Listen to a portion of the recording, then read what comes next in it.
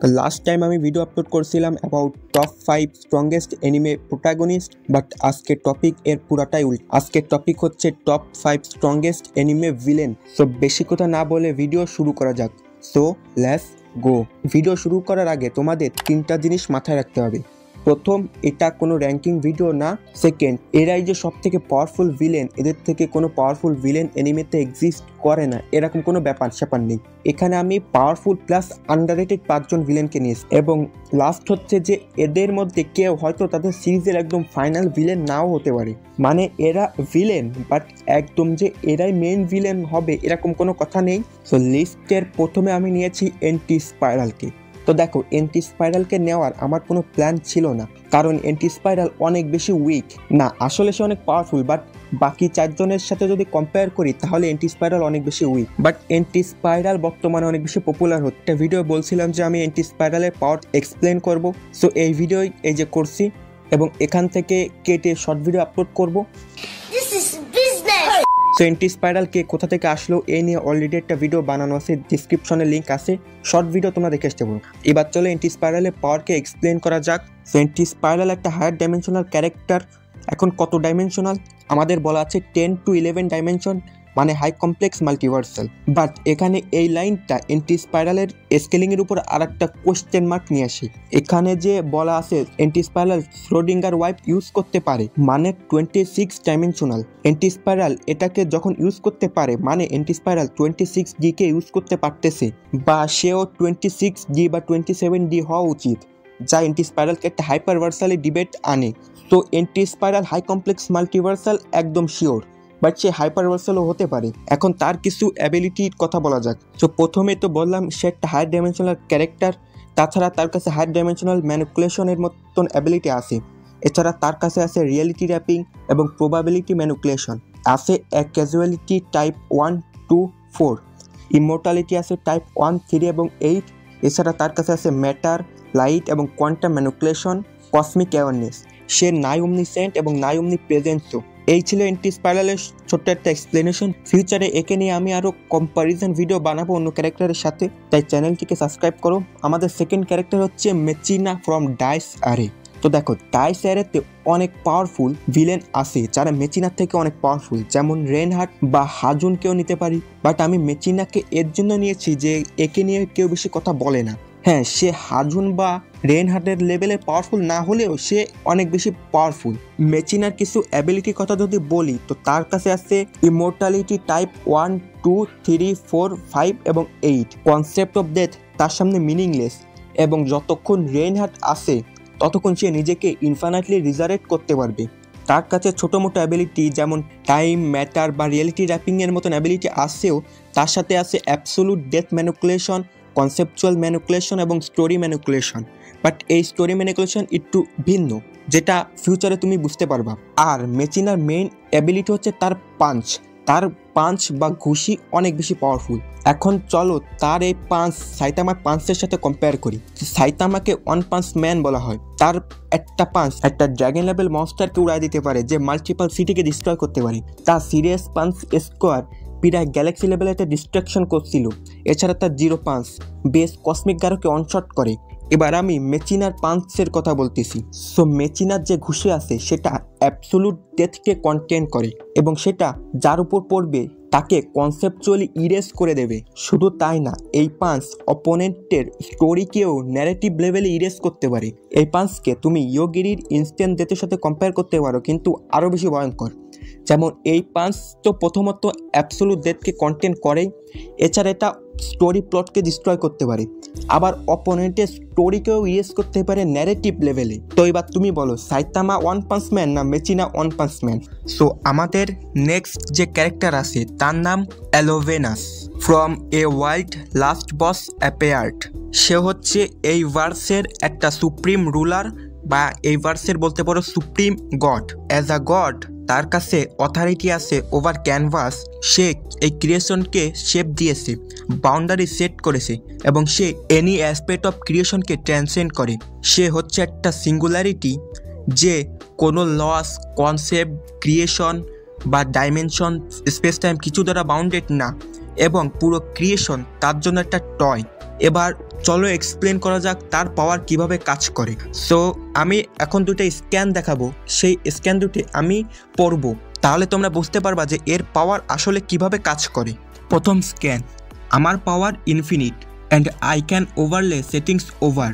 For example, যদি তোমার কাছে একটা অদ্ভুত অ্যাবিলিটি চলে আসে যার মাধ্যমে তুমি আমাকে ডিফিট করতে পারবে, then I can simply resolve that like this, যে তোমার যে পাওয়ার আছে সেটা আমার উপর কাজ করবে না, আমি স্টিল তোমাকে এক আঙ্গুল দিয়ে ডিফিট করে দিব। Second scan, infinite speed I see, then I will answer thus. Infinite speed আমার সামনে শুধুমাত্র 1, আমি এর থেকে 100 টাইম ফাস্টার। যদি তোমার কাছে ইনফাইনাইট পাওয়ার আছে দেন আমি এটা বলবো যে ইভেন ইনফাইনাইট পাওয়ার আমার সামনে শুধু 1, and there is always another infinity beyond. আর তুমি যদি এটা বলো যে তুমি ইনফাইনাইটলি স্ট্রঙ্গার এবং স্ট্রঙ্গার হতে যাবা, দেন আমি সিম্পলি এটা বলবো যে আমিও ইনফাইনাইটলি স্ট্রঙ্গার হতে যাব, বাট তোমার থেকে 100 গুণ বেশি দ্রুত। সো এখন তুমি কি করতে যাচ্ছ?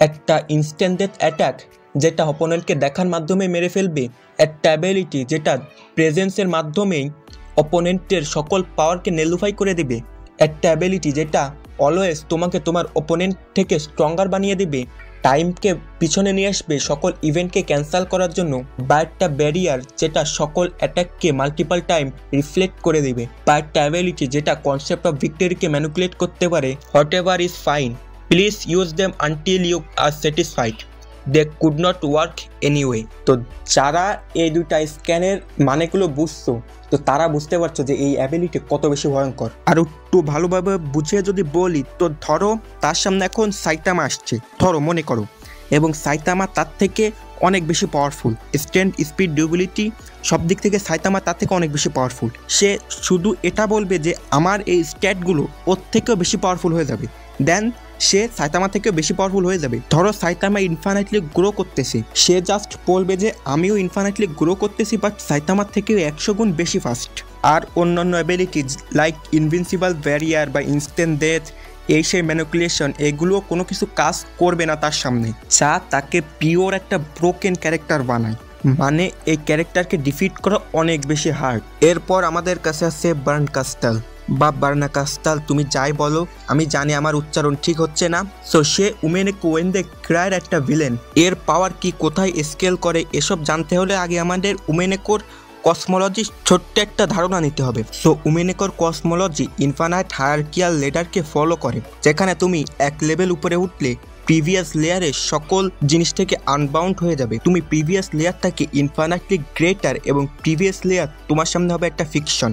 আর এই লেডারের সব থেকে লোয়েস্ট পার্ট হচ্ছে হিউম্যান ডোমেন, যেখানে এইসব জিনিস আছে।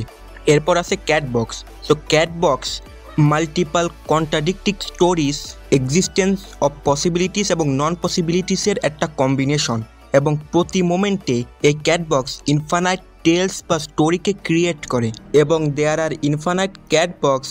আর আমাদের এই বার্নাকাস্টালের ক্যাট বক্স বিট্রিজের ইনফাইনাইট ক্যাট বক্সকে কন্টেন করে এবং একে ইনফাইনাইটলি ট্রান্সেন্ড করে, এবং বার্নাকাস্টাল চাইলে ইজিলি বিট্রিজের ক্যাট বক্সের মতন ক্যাট বক্স তৈরি করতে পারে।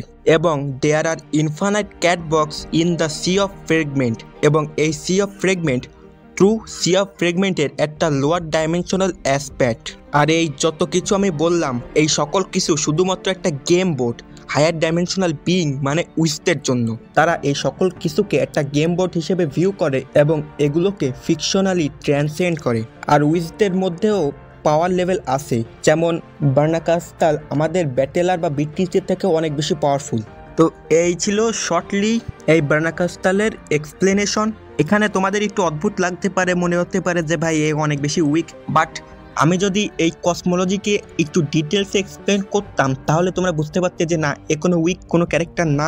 যেহেতু ভিডিও অলরেডি অনেক বড় হয়ে গেছে, তাই সিম্পলি এটাকে আমি শর্টলি এক্সপ্লেন করছি। তো ফাইনালি তোমাদের টিয়ারের কথা যদি বলি, তো সে ইজিলি একটা হাই অটোয়ার্সাল লেভেল ক্যারেক্টার, তাই একে উইক তো ভাবা যাবে না।